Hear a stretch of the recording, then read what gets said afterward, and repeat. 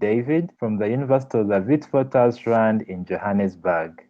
I'm delighted to present StellarPGx, a Nextflow pipeline that we developed for calling star alleles in Cytochrome P450 genes. This work is in the field of pharmacogenomics, which is the study of the relationship between genetic variation and drug response. Now, we know that among patients taking the same dose of the same medication, some individuals might experience the desired therapeutic effect, while for others, the drug may not be as effective. On the other end of the spectrum, some individuals might experience adverse drug reactions. So these differences we see in the response to medication could be due to genetic variation, differences in lifestyle, and other environmental factors. So you might ask, why the focus on cytochrome P450 genes? Cytochrome P450 enzymes metabolize over 80% of commonly prescribed medications.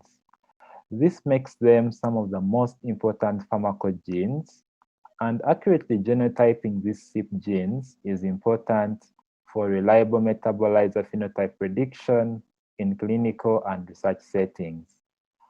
Moreover, CYP genes harbor a lot of genetic variations, including complex structure variations, which can be challenging to interrogate bioinformatically. Among the CYP genes, CYP2D6 is an excellent model for testing different genotyping algorithms.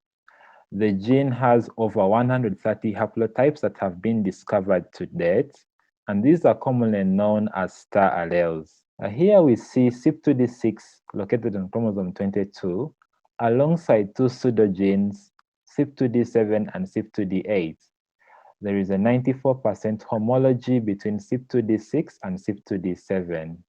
And this makes this region very prone to a lot of variations, especially these copy number variants, such as the gene deletion and these gene duplications. Additionally, there are these very complex hybrid rearrangements between CYP2D6 and CYP2D7 and other tandem arrangements. This makes this region very difficult to interrogate, especially when using short-read NGS data, because some of the CYP2D6 reads could misalign to CYP2D7 and vice versa.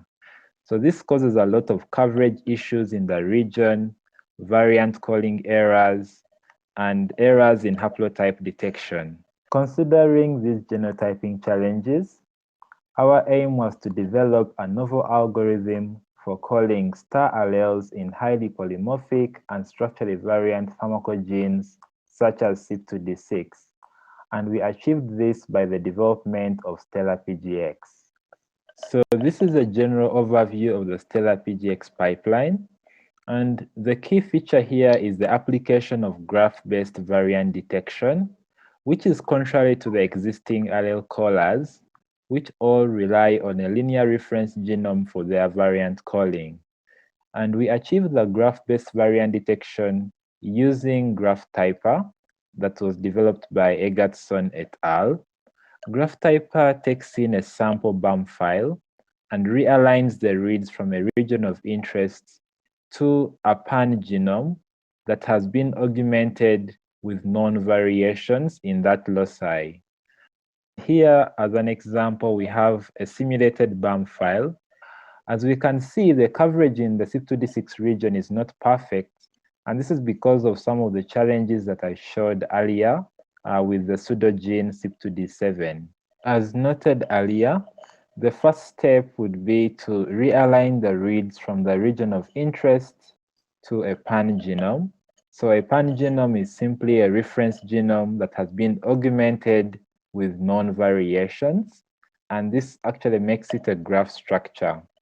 So realigning the reads from a linear reference genome to this graph structure improves the alignment quality and also enhances the variant detection. So from this new alignment, we obtain a VCF file that has all our single nucleotide variation calls, and we also obtain the read depth using SAM tools. The read depth is in turn used to compute the copy number for the sample to check if there is a structure variant. And then from the VCF file, we obtain the different variant combinations that are possible. Importantly, each of these haplotypes is defined by a set of covariants, and we compare the covariants in the sample to the covariants that are in the database to determine the different variant combinations. And this is what we mean by the combinatorial candidate allele detection. So it is different from the statistical-based phasing where you use tools like BIGO and EGO. So in this case, we already have a database that has different variant combinations that are expected. And all we need to do is to compare the variant combinations that are in the sample with the ones that are in the database. And this gives us the two candidate alleles in the sample.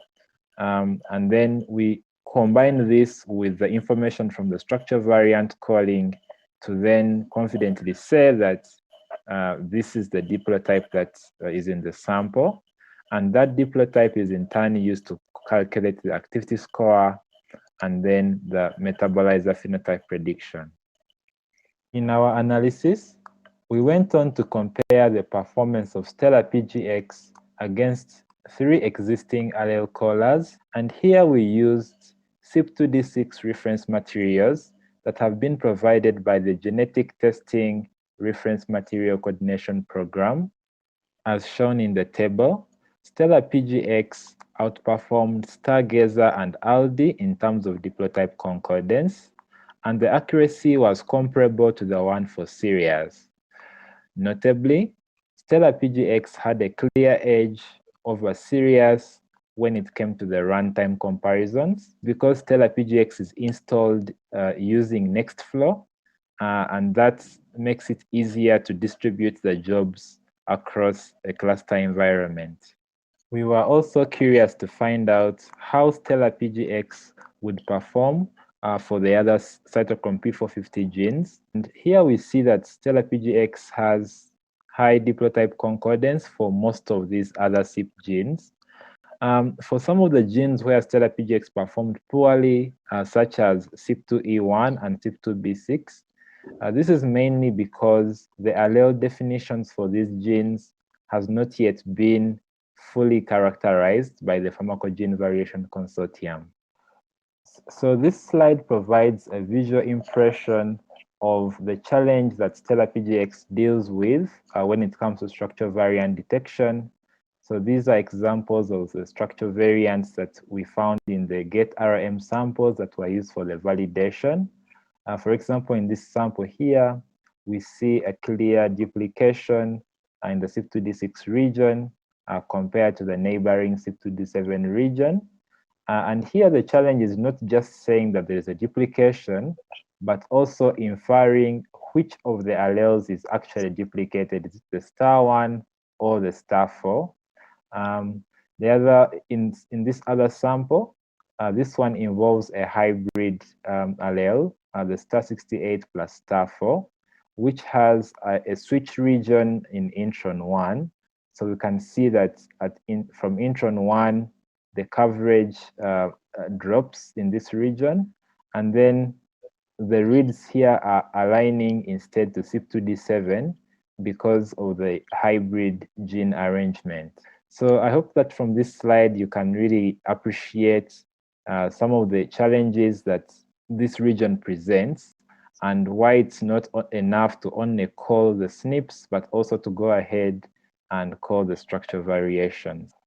I would like to conclude by highlighting some of the key features in StellarPGx. So we've talked about the pan-genome-based variant detection via graph typer. And then instead of using statistical phasing, StellarPGx assigns haplotypes and diplotypes based on the best scoring variant combinations in a sample as compared to an allele database. Then we've seen that StellarPGx detects and also phases cytochrome P450 structure variants based on the regional depth of coverage.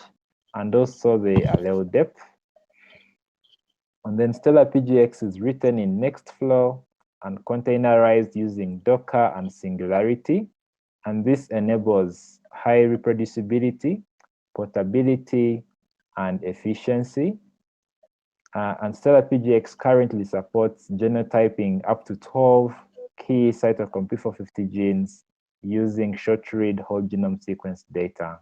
I would like to acknowledge my collaborators for this work, the funders and data providers. Thank you for your attention.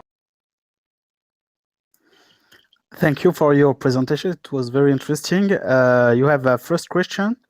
Could one use of StellarPGx for other genes with similar characteristics? Excuse me. Thank you, Slim, and thank you, Natasha, for the question. Yes, so it depends on which genes you're interested in for the project.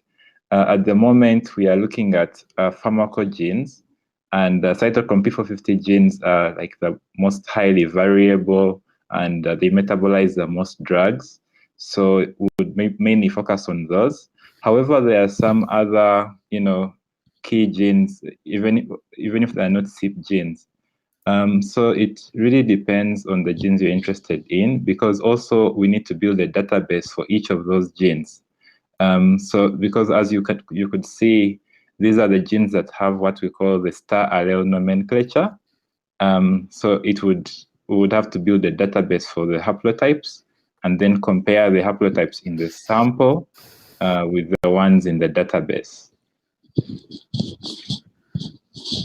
Okay, I have one very genuine question, so don't be afraid. I wanted to know if are there any advantages of short-read sequencing on your pipeline over long-read sequencing? Yes, thanks, Lim. I think that's a very good question. So actually, I think it's the other way around. I think the long-read sequencing obviously provides more advantages. It's just that for the initial phase of the project, because we know that most people would ideally have short-read data. So that's why we started, testing with the short-read data. But the plan is to then move on and optimize the pipeline for long-read data, and hopefully as more and more labs keep on generating the long-read data, this will be much better even to use, because with the long-read data you can infer the haplotypes even quickly, and you can easily see the breakpoints for the structure variations. Okay, fine. Thank you for your answer.